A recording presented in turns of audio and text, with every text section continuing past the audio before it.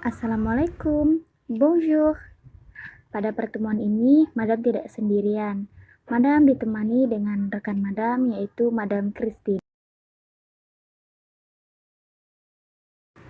Pada pertemuan ini, kita akan membahas materi tentang la phrase interrogatif.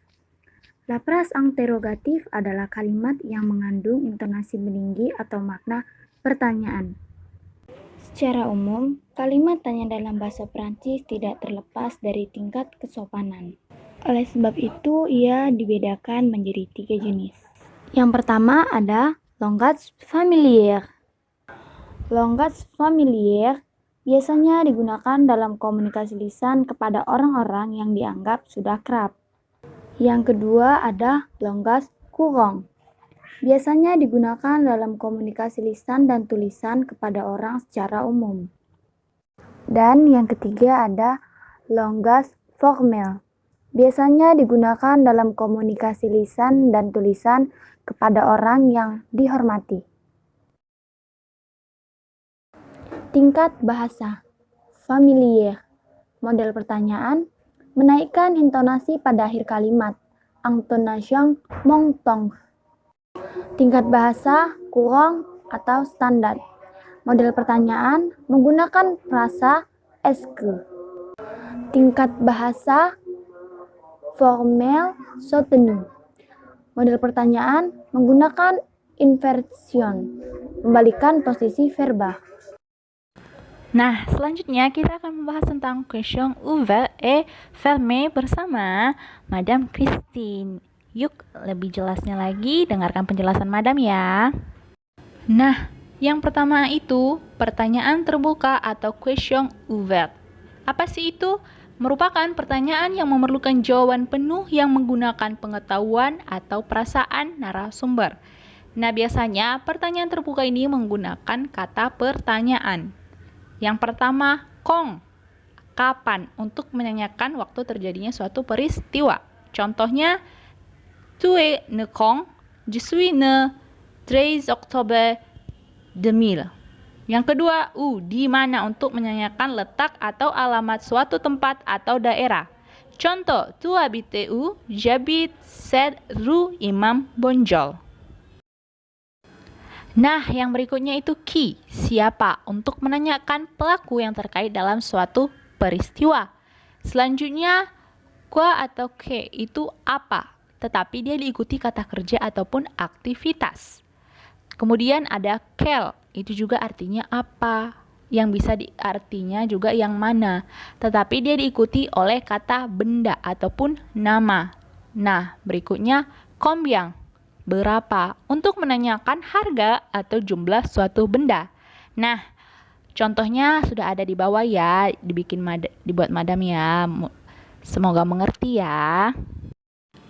Kata pertanyaan selanjutnya yaitu comment, untuk menanyakan suatu keadaan atau nama.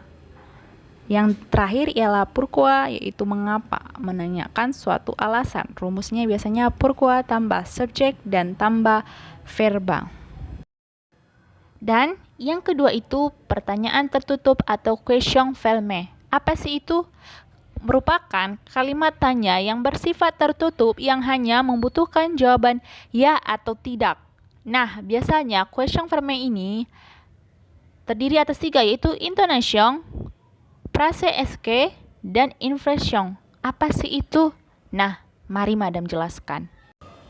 Yang dimaksud dari intonation, menaikkan sebuah intonasi dari pertanyaan. Nih, misalnya ya, biar lebih tahu. Tu as un stylo? Nah, pertanyaannya intonasinya dinaikkan kan. Terus yang kedua itu phrase est que. Maksudnya menggunakan est que, yaitu artinya bisa apakah. Nah, yang terakhir itu inversion.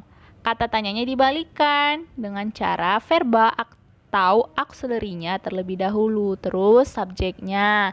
Nah, dia ini dibikin sebuah garis tiret. Nah, itulah penjelasan Madam tentang pertanyaan terbuka dan pertanyaan tertutup atau ouvert et fermé. Nah, lebih lanjutnya lagi, ini adalah contohnya ya. Bonjour, Bonjour. et vous, Madame Sarina? Oui, je suis Sarina. Qui est-ce? Ah, je suis Christine. Pourquoi? Me téléphone-vous?